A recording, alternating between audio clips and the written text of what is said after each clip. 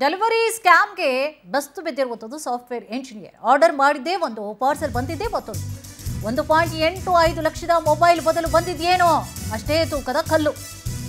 Delivery ಸ್ಕ್ಯಾಮ್ಗೆ ಬೆಸ್ತು ಬಿದ್ದಿರುವುದು ಸಾಫ್ಟ್ವೇರ್ ಇಂಜಿನಿಯರ್. ನೋಡಿದ ತಕ್ಷಣ ಧಡಕ್ ಅನ್ಸ್ಬಿಟ್ಟಿದೆ. ನಾನು ಮಾಡಿದ್ದೇ ಒಂದು, ಇಲ್ಲಿ ಬಂದಿದ್ದೇ ಒಂದು ಅಂತ ಹೇಳಿ 1.85 ಲಕ್ಷದ ಮೊಬೈಲ್ ಅನ್ನ ಅವರು ಆರ್ಡರ್ ಮಾಡಿರ್ತಾರೆ. ಅದ್ರ ಬದಲು ಏನ್ ಬಂದಿದೆ? ಕಲ್ಲು ಬಂದಿದೆ. ಅವರು ಆಸೆಯಿಂದ ಖರೀದಿ ಮಾಡಿರ್ತಾರೆ ಅವರು ಮೊಬೈಲ್ ಅನ್ನ. ಸ್ಯಾಮ್ಸಂಗ್ Z ಫೋಲ್ಡ್ ಬದಲು ಬಂದಿದ್ದು ಟೈಲ್ಸ್ ಪೀಸ್. ಬಾಕ್ಸ್ ನಲ್ಲಿ ಕಲ್ಲನ್ನ ಕಂಡು ಬೆಚ್ಚಿ ಬಿದ್ದಿರ್ತಾರೆ ಇಂಜಿನಿಯರ್ ಪ್ರೇಮಾನಂದ್. ಅಮೆಜಾನ್ ಆಪ್ ನಲ್ಲಿ ಪ್ರೇಮಾನಂದ್ ಆರ್ಡರ್ ಮಾಡಿರ್ತಾರೆ. ಅಡ್ವಾನ್ಸ್ ಹಣವನ್ನ ಕೂಡ ಪೇ ಮಾಡಿರ್ತಾರೆ. ಮೊಬೈಲ್ ಆರ್ಡರ್ ಮಾಡಿರ್ತಾರೆ. ಡೆಲಿವರಿ ಬಾಯ್ಗೆ ಕರೆ ಮಾಡಿದ್ರೆ ಆತ ರೆಸ್ಪಾನ್ಸ್ ಕೂಡ ಮಾಡ್ತಾ ಇರಲಿಲ್ಲ. ಕೊನೆಗೆ ಕುಮಾರಸ್ವಾಮಿ ಲೇಔಟ್ ಠಾಣೆಗೆ ದೂರನ್ನ ಕೂಡ ಅವರು ಸಲ್ಲಿಕೆ ಮಾಡಿದ್ದಾರೆ.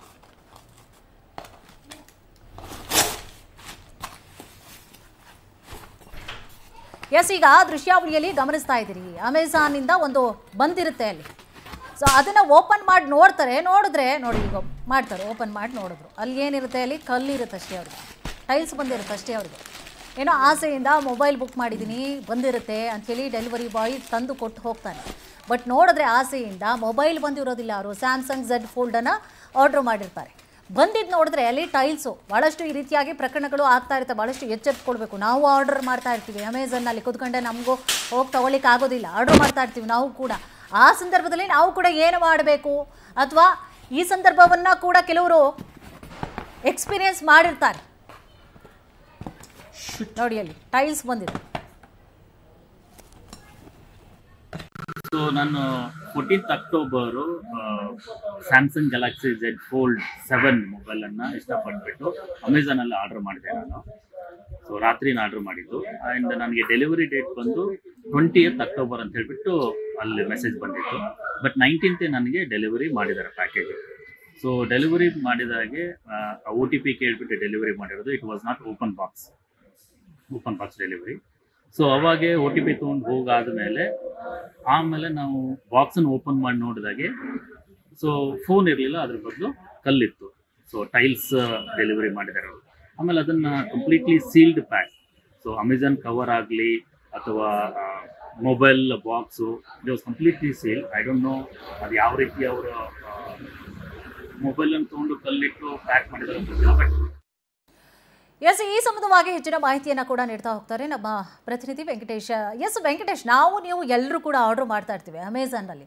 ಸೊ ಅಮೆಝಾನ್ ಅವರಿಂದ ತೊಂದರೆ ಆಯಿತಾ, ಅಥವಾ ತಂದ್ಕೊಡ್ತಾನಲ್ಲ ಡೆಲಿವರಿ ಬಾಯ್ ಆತನಿಂದ ಪ್ರಾಬ್ಲಮ್ ಆಯಿತಾ? ಜೊತೆಗೆ ಈ ಸಂಬಂಧವಾಗಿ ನಾವು ಕೂಡ ಅದನ್ನು ಮುಂದೆ ಎಕ್ಸ್ಪೀರಿಯನ್ಸ್ ಮಾಡುವಂತಹ ಸಾಧ್ಯತೆಗಳು ಬರ್ಬೋದು. ಆ ಸಂದರ್ಭದಲ್ಲಿ ಏನು ಮಾಡಬೇಕು? ಈ ಒಂದು ಪ್ರಕರಣದಲ್ಲಿ ಏನಾಯಿತು, ಏನಿದೆ ಕಂಪ್ಲೀಟ್ ಆದಂಥ ಮಾಹಿತಿ?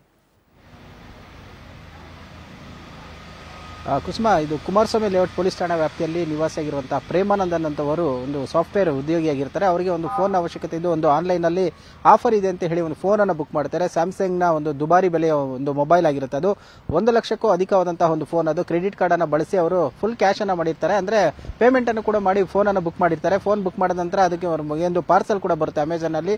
ಸೊ ಅದನ್ನು ಅವರು ಕಲೆಕ್ಟ್ ಮಾಡಿಕೊಂಡು ಮನೆ ಒಳಗಡೆ ಹೋಗಿ ಓಪನ್ ಮಾಡುವಂಥ ಕೆಲಸವನ್ನು ಮಾಡ್ತಾರೆ. ಸಾಮಾನ್ಯವಾಗಿ ಯಾವುದಾದ್ರೂ ಗಿಫ್ಟ್ ದುಬಾರಿ ಬೆಲೆ ಇದ್ದಂಥ ವಸ್ತುಗಳನ್ನು ತೆಗೆದುಕೊಂಡಂಥ ವೇಳೆಯಲ್ಲಿ ಒಂದು ಮೊಬೈಲಲ್ಲಿ ವಿಡಿಯೋವನ್ನು ಮಾಡಿಕೊಂಡು ಅವರು ಸ್ಟೇಟಸ್ಗೂ ಅಥವಾ ಅವರ ಒಂದು ಫೇಸ್ಬುಕ್ ಅಪ್ಲೋಡ್ ಮಾಡುವಂಥದ್ದು ಕಾಮನ್ ಆಗಿರುವಂತಹ ಒಂದು ಪ್ರಕ್ರಿಯೆ. ಅದರಂತೆ ಇವರು ಕೂಡ ಓಪನ್ ಮಾಡಿದ್ದಾರೆ. ಆದರೆ ಓಪನ್ ಮಾಡದಂಥ ವೇಳೆಯಲ್ಲಿ ಅವರಿಗೆ ಬದಲಾಗಿ ಫೋನ್ ಇರಲ್ಲ, ಬದಲಾಗಿ ಒಂದು ಟೈಲ್ಸ್ ಕಲ್ಲಿರುತ್ತೆ, ಅದೇ ಒಂದು ಭಾರ ಆಗಿರುತ್ತೆ. ಅದು ಓಪನ್ ಮಾಡದಂಥ ಟೈಮಲ್ಲಿ ಇವರಿಗೆ ಶಾಕ್ ಕೂಡ ಆಗುತ್ತೆ. ತಕ್ಷಣ ಒಂದು ಮೊಬೈಲ್ ಡೆಲಿವರಿ ಮಾಡಿದಂಥ ಒಂದು ಹುಡುಗನಿಗೆ ಕರೆ ಮಾಡ್ತಾರೆ. ಆದರೆ ಆತ ಫೋನನ್ನು ರಿಸೀವ್ ಮಾಡೋದಿಲ್ಲ.